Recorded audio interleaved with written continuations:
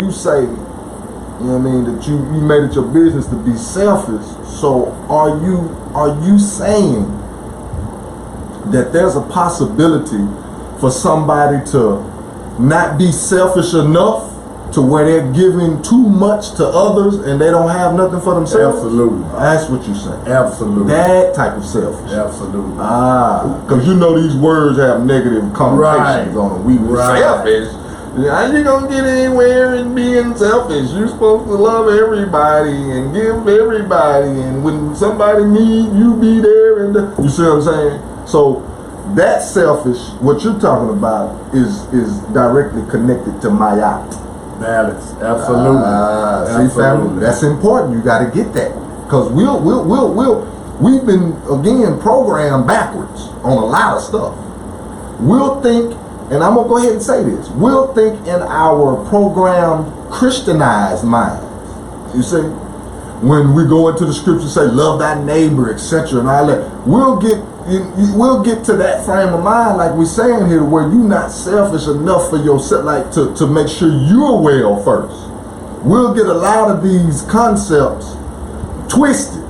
You know what I mean? You think you're supposed, but just because that's your brother, just because that's your sister or your childhood friend, y'all grew up together, y'all bathed together, y'all spun a night together, you know what I mean? Y'all mamas is all that. You again in your Christianized mind, and that's not, to knock it, but we just saying how the law has been twisted a little bit to where we give too much of ourselves when we're not whole. That's I got to be whole first, because I'm of no service to my brother if I'm not whole, because I'm constantly taking.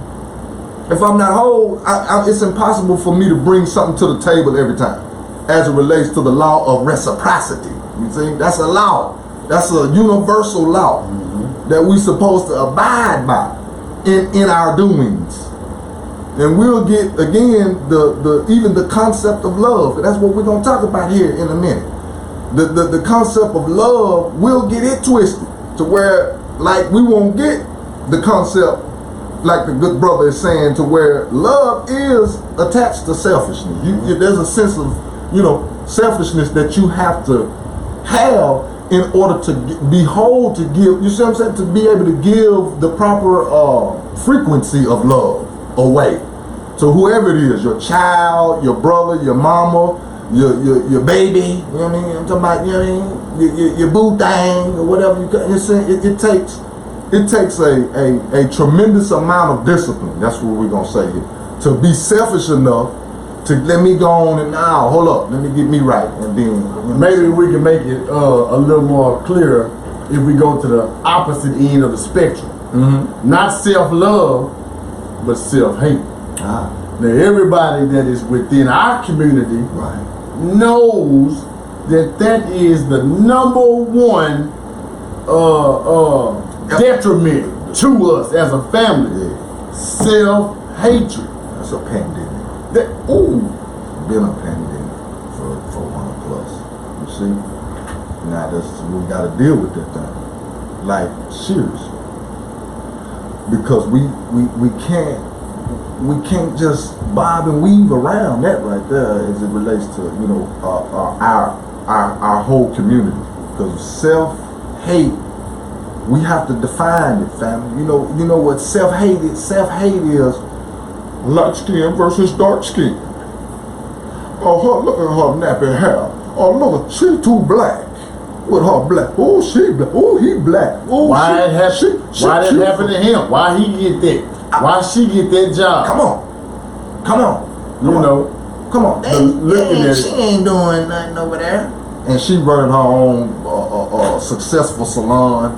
Got clients coming in and out, you know what I'm saying? And they selling a little bit, they got a little boutique and everything up in there, but they ain't doing nothing over there because you ain't doing it. See, that's self-hate. I ain't going over there and making her rich. I ain't gonna go, that's self-hate. Now just imagine if that was reversed, or that was the other end of the spectrum. Look, I see you doing your shit. Keep up the good work. I got to come. Don't stop. Ooh, look at that pretty black chocolate skin. Or whatever. Ooh, I like your hair, or whatever. That's a nice car. You deserve it. If we had that type of spirit, then I think we would be a lot more whole. And I know we would. Yes. So that's what we got to get to, family. And how do we get there? By unplugging from the matrix. First and foremost. That's the number one. You gotta unplug. And what we mean by unplug is you can't expect to go sit down at the table with the devil, eat the devil's food, and get up righteous.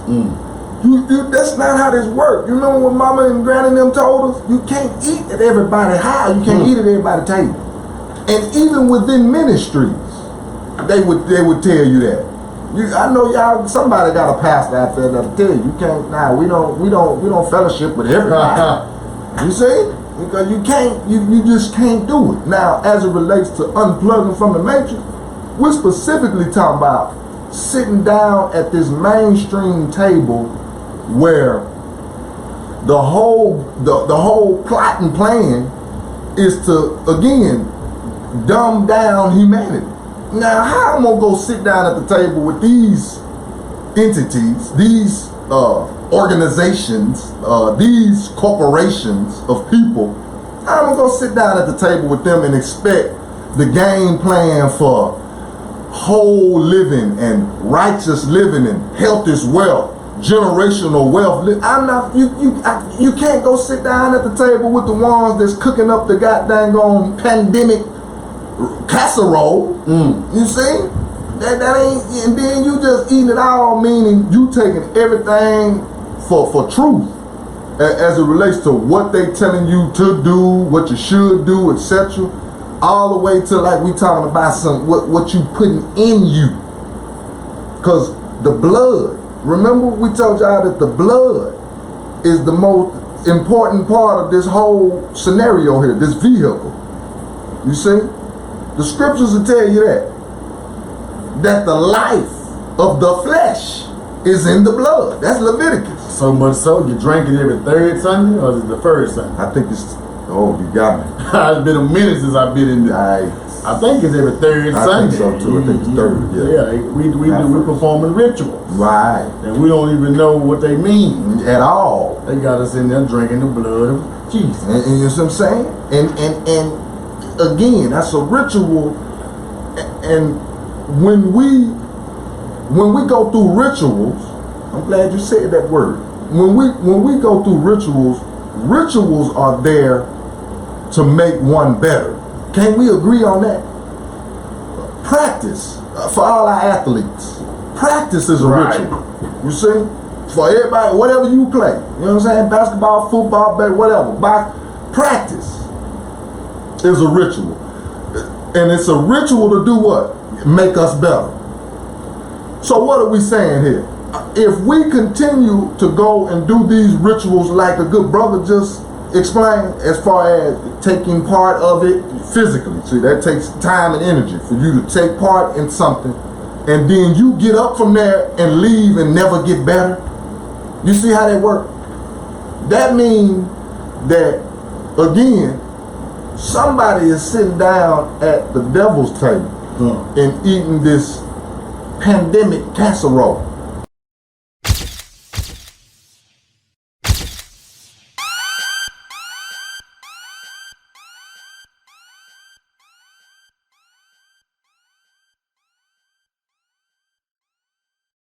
You